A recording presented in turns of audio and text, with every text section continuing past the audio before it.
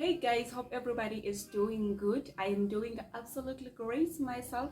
If you are coming across this channel for the very first time, well, my name is Minentle Motsa, but you guys can definitely call Mini M.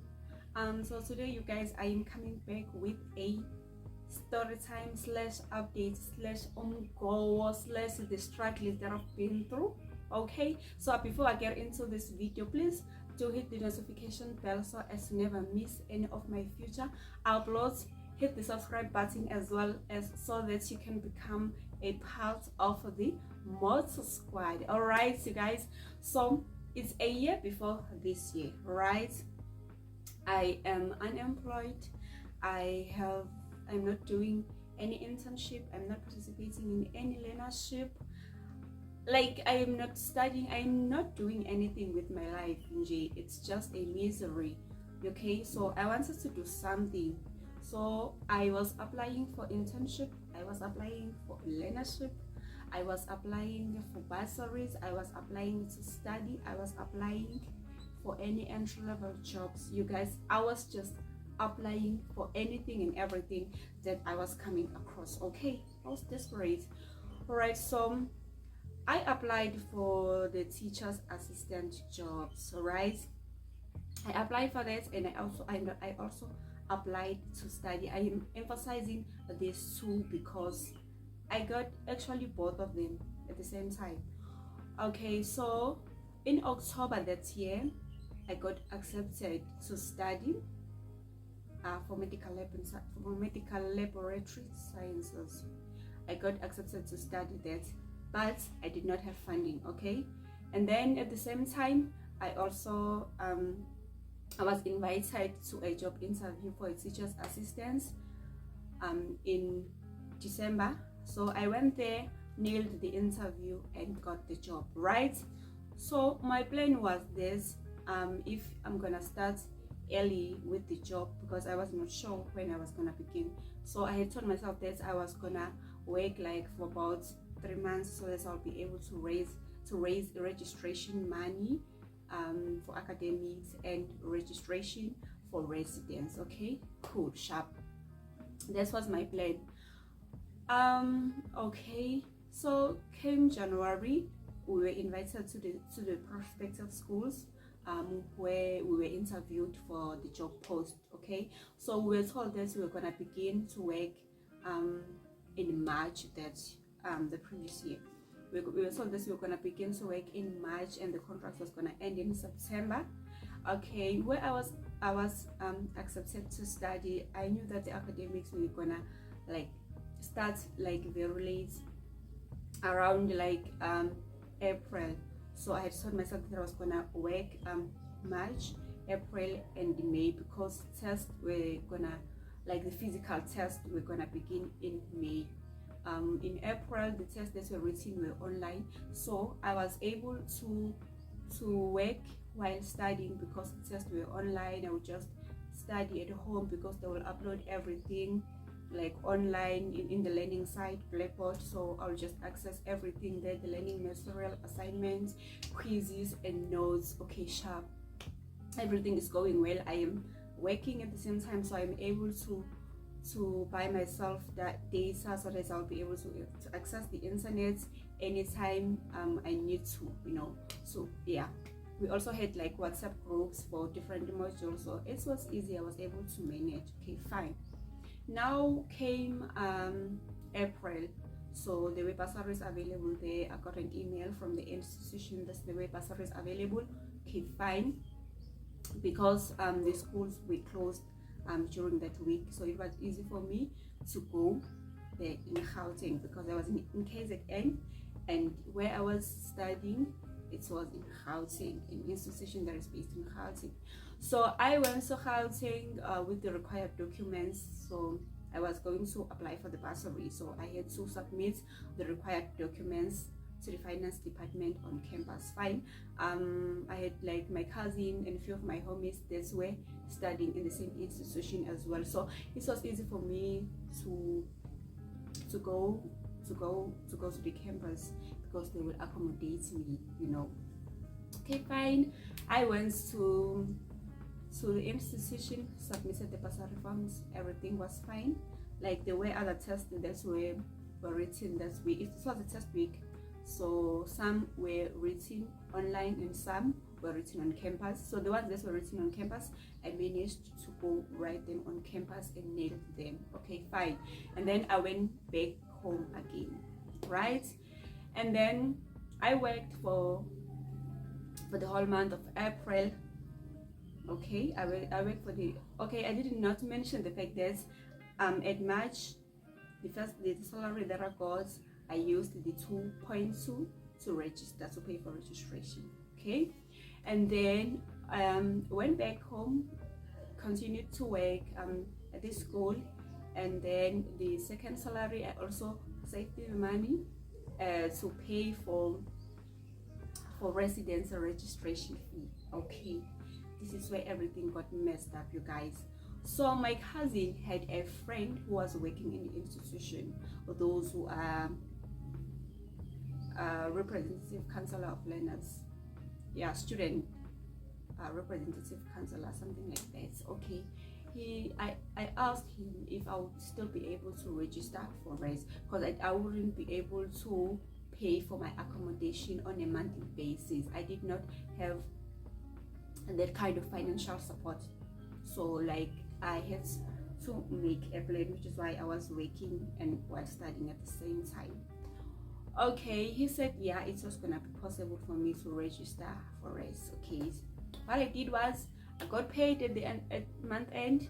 I got paid and then deposited the money to the institution with the hope that I was going to be able to register for res. Okay, all right, now I told myself that, you know what, as much as I need the money to find myself to study, I also need to study. Like I was prioritizing studying, so I left the school.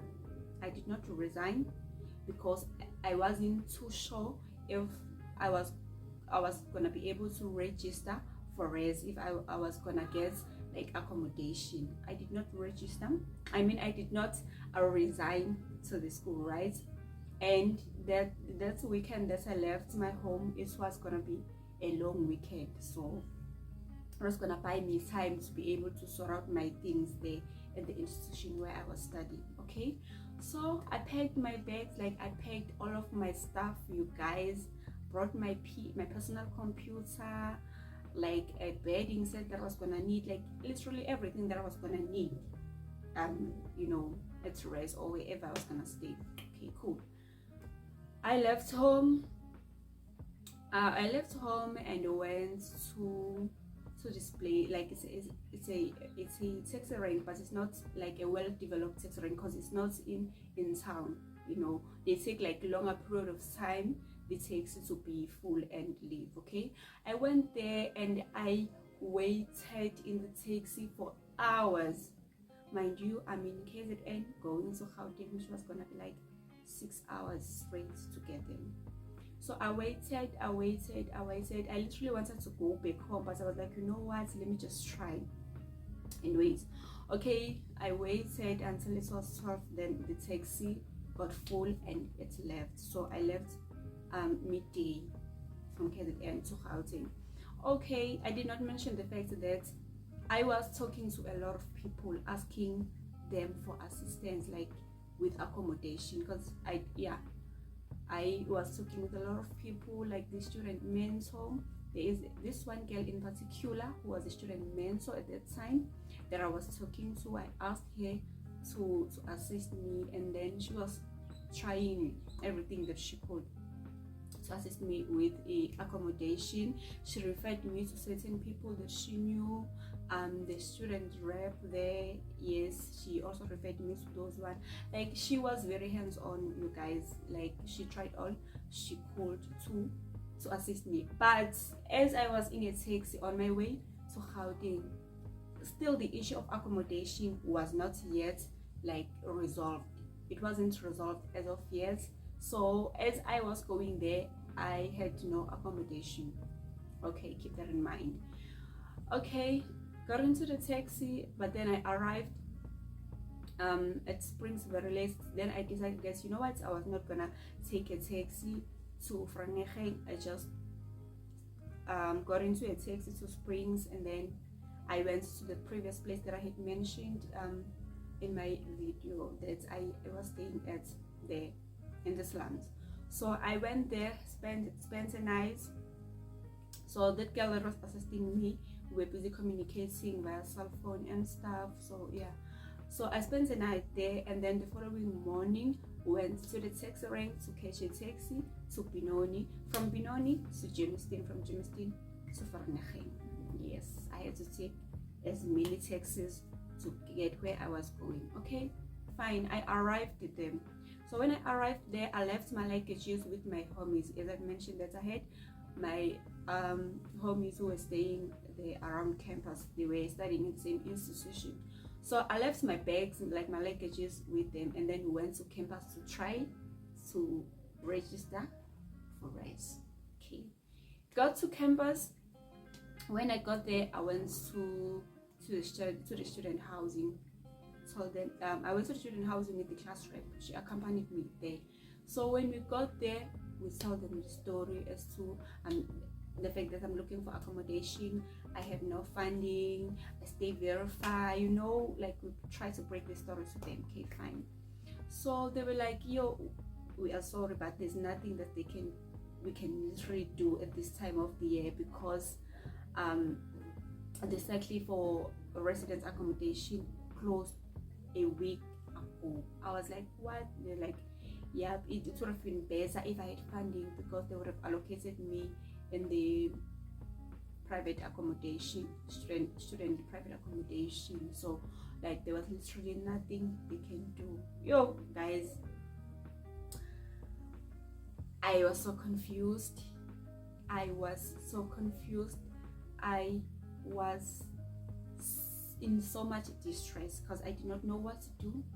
I wasn't gonna be able to pay for my own accommodation. Mind you, the last penny that I had already paid to the school's account with the hope, to the institution's account, with the hope that I will be able to register for res.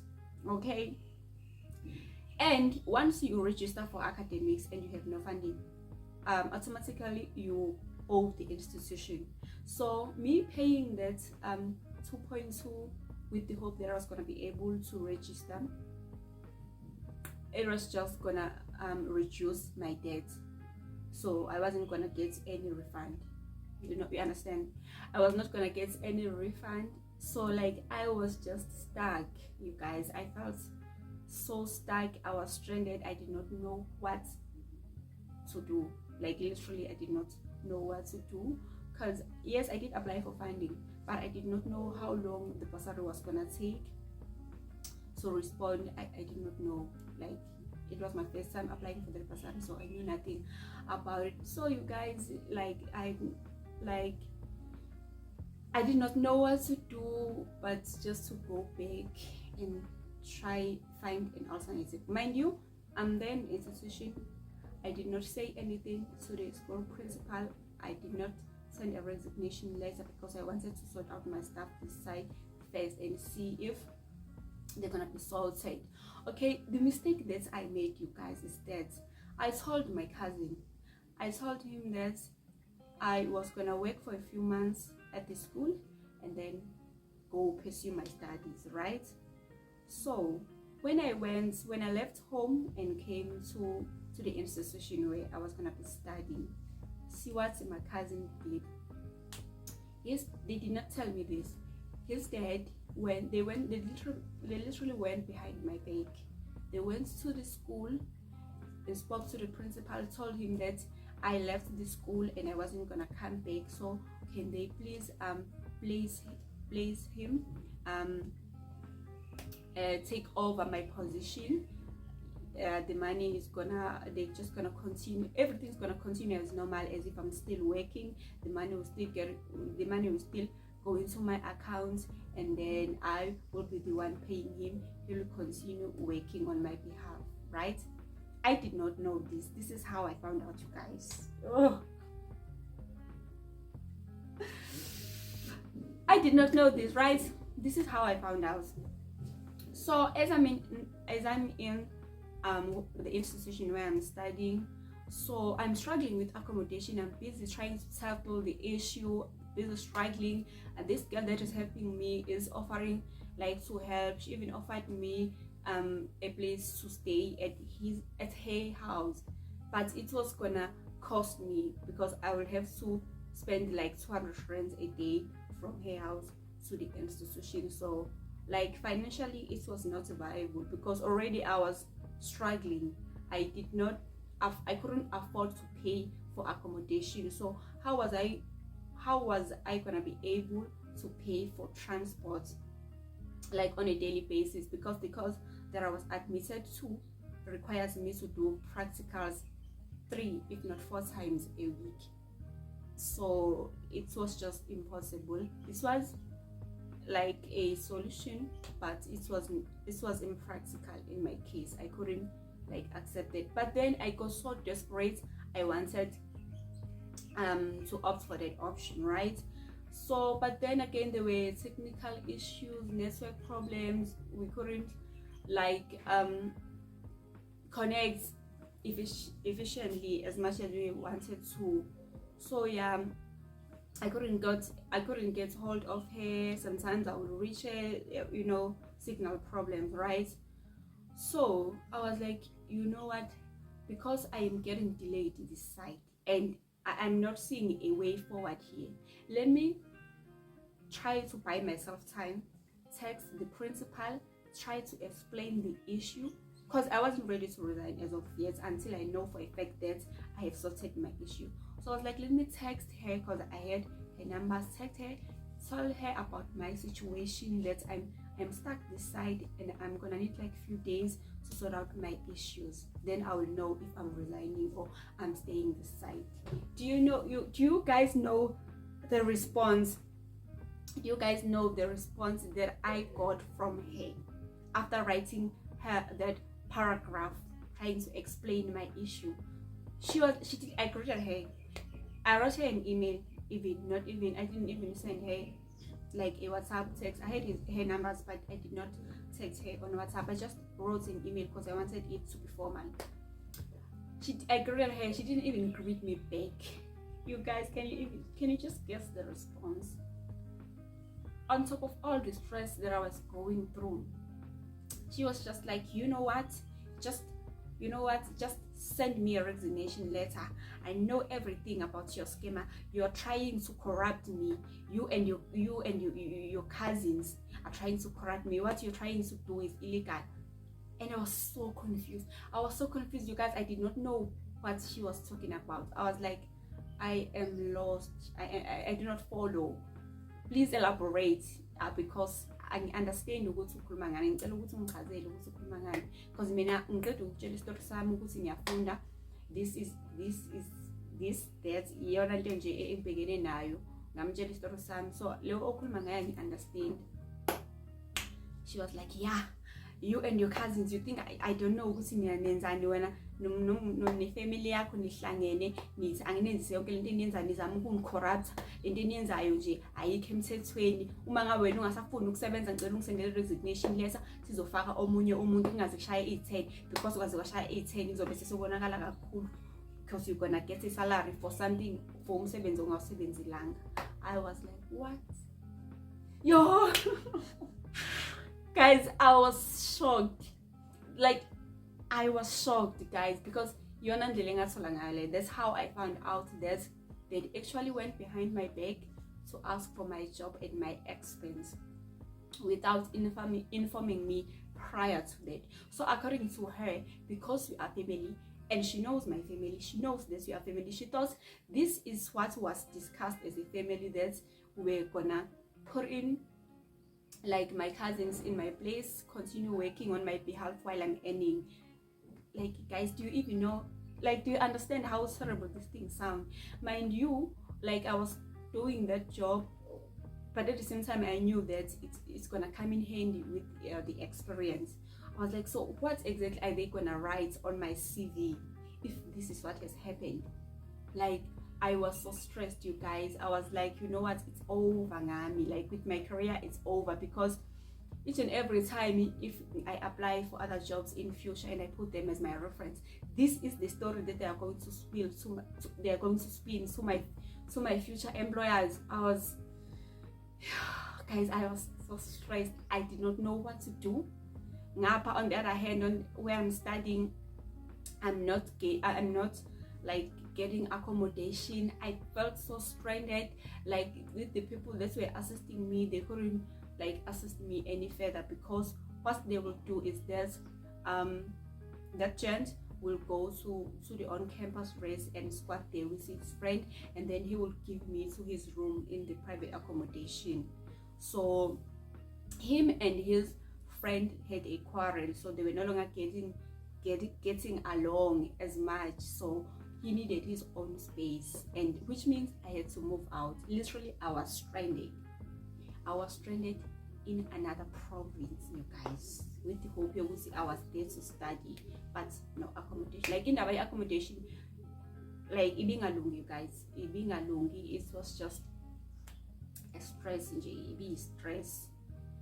So yeah, you guys, so I told the principal, nobody informed me about this. I was not told about this. I did not know that somebody came to ask for my job at my expense without even telling me. Like, it's, you guys, it was so crazy. I did not know what to do. So I ended up deciding that, you know what, I have struggled enough to study. Maybe it wasn't meant to be.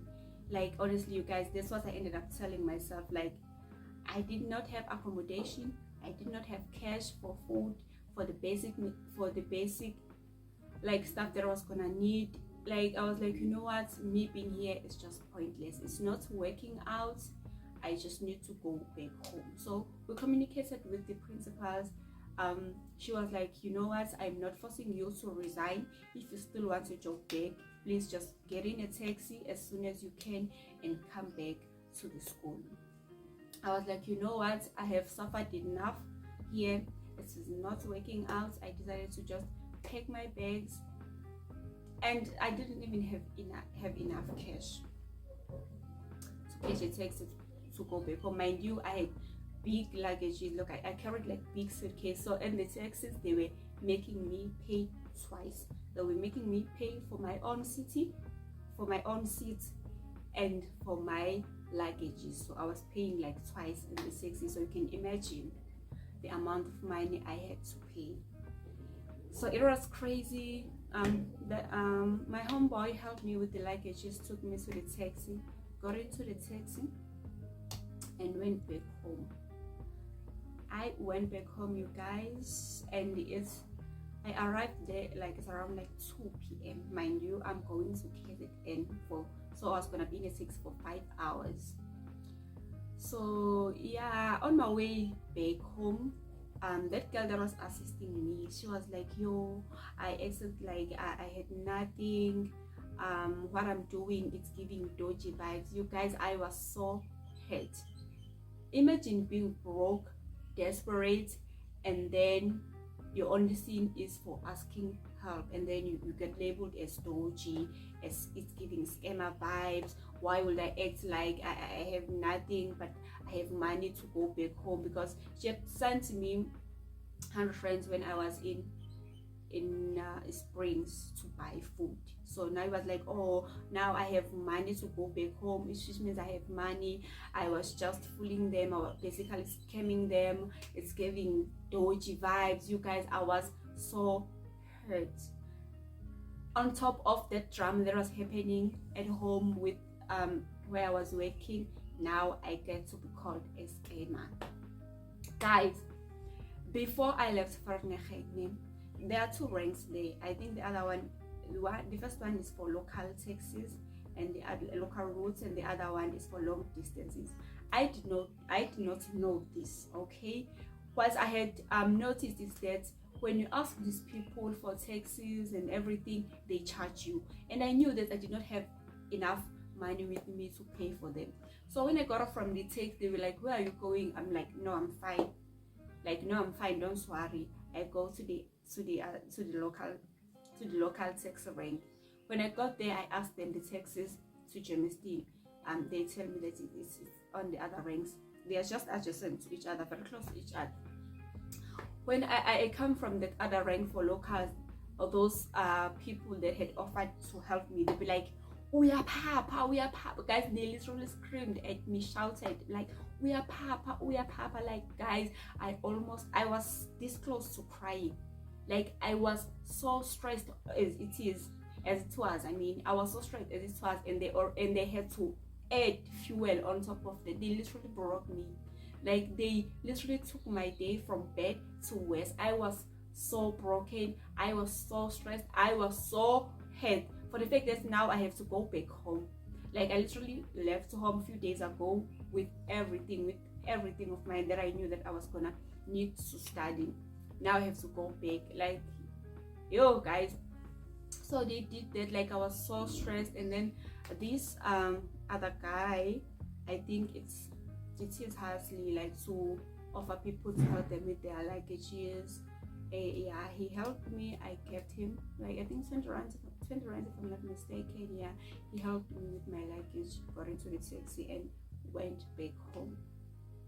So when I got there, I got into a taxi to Piet Retief. I was going to Pongola. I think the taxis that were going to Pongola, I said at that time. Vele was a late guys. Bangifake esekusini e-Piet Retief, I'm like, whatever, mangifike e-Piet Retief bese ngasekho kude kakhulu nasekhaya. Goes to Piet Retief, I'm a taxi as a Piet Retief, from Piet Retief to Pongola aweko guys. Isikhathi ngibani lapho, I think it was like around 7 p.m. ebusuku. Ngala there's load shedding. Yo guys, I called my mom. I told her, I'm coming back. This is what happened. Okay, my mom is like, oh, okay, fine, we're gonna wait for you, like a station. So I got into a taxi from Piet Retief. No, it was not a taxi, it was like a guys, lemon ezincane singikhohliwe, but zikhandwe ngama-vans. I've forgotten ukuthi abizwa ngani those cars. So got into that car, then yeah, went to Pongola, and then load shedding, boom. Yo guys, another stress. But what I can tell you guys is that I arrived at home safe and sound. Yeah, I found them waiting for me there at the taxi stop. They helped me with my luggage and then went back home, guys. Yeah, I went back home. I ended up not studying. I did registered, but then like a few months later I got the bursary. Yeah, they called me in the same institution where they registered that I got the bursary. But yeah, it's whatever. So yeah guys, like, I've been through a lot. Last year, yeah, it was a hell of a year. It was a hell of a year, but we made it alive. We thank God, because we're still kicking, we're still alive. It's another year, another chance to try again. So yeah guys, thank you so much for making it so this far. I will definitely see you guys on my next upload. Don't forget to share this video, like, subscribe, comment, spread the love, do the most. I love you all. Until then, I'll see you guys on my next upload. Bye.